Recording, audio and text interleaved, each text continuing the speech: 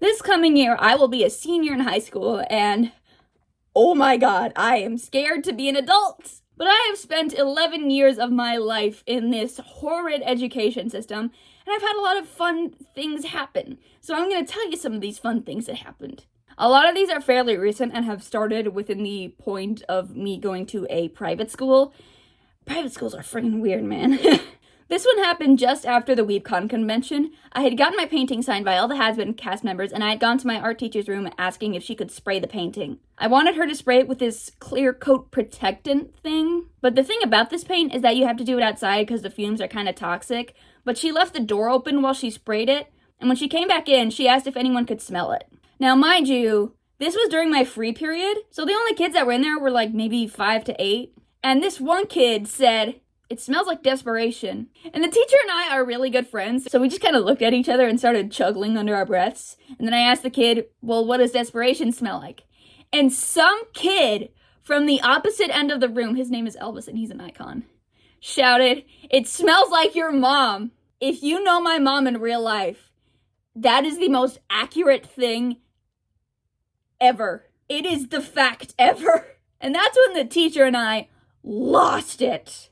And this woman is in like her mid to late 60s. Her name is Miss Linda, and I love her so much. This next story happened in my child psychology class. There was this guy at the school who I will call Carpet. And before my first child psychology class, my grandmother works there, and she pulled me aside and let me know that he started making these "I wish I had leukemia" jokes.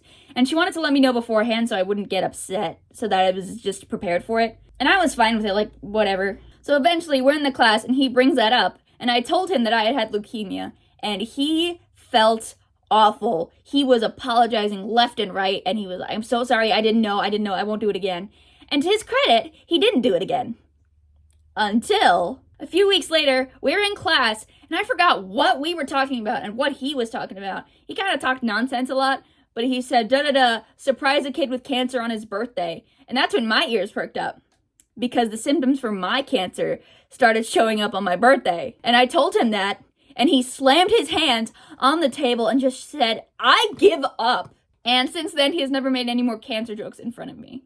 But it was just so funny how he kept getting it so specific to what happened to me that made me lose my mind. And I wasn't angry or upset. It just kept getting funnier and funnier as it kept happening. This story happened in 6th grade, and whenever I go to tell a school story, this is usually the first one that comes up. So at this school, it was 6th, 7th, and 8th grade, and I think it was the 7th and 8th graders that came out during our lunch period to do a little Christmas pageant fun thing. So they came out and started singing songs, and because we were middle schoolers and idiots, we took out our phones and we turned on the flashlight and we started waving them back and forth like this. And you might think that's irrelevant, but just wait. So they sing a few more songs, and everyone's sitting down, they're talking to each other, listening to the songs, having fun. And all of a sudden, I see people standing up again with their phones out. So I think, okay, we're doing the flashlight thing again. So I hold mine up and start swooshing it, and I notice that their flashlights aren't on. They're recording something. They're recording a fight that's happening in the middle of the cafeteria.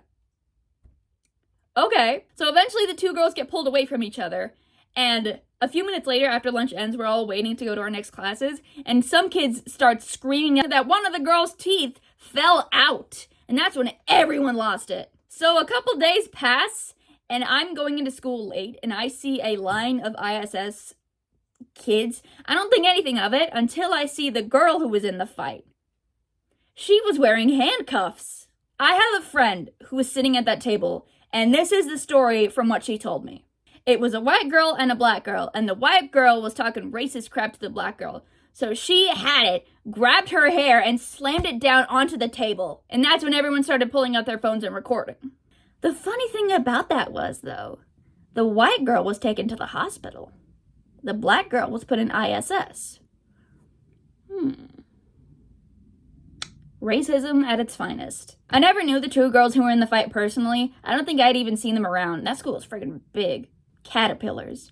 Caterpillars had been all over the outside of the school, like everywhere. And it got to the point where me and the other girls would start picking them up during lunch after we were done eating and just start playing with them and naming them. And one day, a bunch of the other girls decided to put them on my homework. I'll just show the video. I think this is the peak of all the caterpillars on my homework. I'm just trying to do... Watch out! One's running towards there. Hey! He's on my jacket! It wasn't done with malicious intent. We were all friends, and it was all like, ha ha ha, caterpillars. Caterpillars are fun. But I just wanted to bring it up because I thought it was funny. In my first year of improv, there were these two guys who I will call Air Freshener and Scissors. Air Freshener and Scissors were best friends. They were always talking to each other, always hanging out. They always came to improv together. And they were two of the best players in the class. And since they were so comfortable with each other, they could do whatever they wanted to each other. So, at the end of one of our games, one of them wrestled each other to the ground and knocked over one of the tables. And it was obviously for the bit, but it was just so bombastic and hilarious. And we all started dying laughing, and the teacher had to break it up. She knew it was for the bit, but she still had to, get them off of each other. And then the next week, the exact same thing happened. They both wrestled each other to the ground.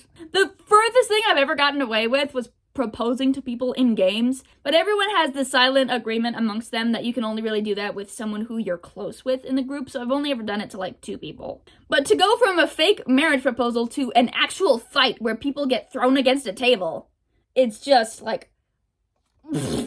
the last day of my freshman year of high school, my science teacher brought in a marshmallow making kit, and we made marshmallows in the classroom. And I brought up to everyone else that was in there, which was only 3 other people, that this was not the strangest thing that has ever happened to me at school. The strangest thing that has ever happened to me in school is when someone's parents knew a zoologist, animal rehabilitator person and brought in a baby kangaroo. I couldn't make this up if I wanted to. They brought it in a pouch, and the kangaroo just kind of sat there while we were learning about it. We didn't get to pet it, but it was just mesmerizing. We didn't care about what she was teaching us. We just wanted to look at the kangaroo, which I think is fair. Unfortunately, I don't have pictures of this, so you will just have to take me at my word. And I promise I am telling the truth. The one specific teacher who allowed it was kind of eccentric, but in a good way. Why did she let them bring a kangaroo into school? I don't know. We weren't even learning about kangaroos or anything. We were learning about government stuff and supply and demand. So the only logical thing to do was to bring in a kangaroo for us to learn about. Those are all the school stories that I wanted to talk about in this video. I have plenty more, so if this video does well, then I'll probably make a part 2, or maybe even a part 3. Who knows? Anyways, have a good day.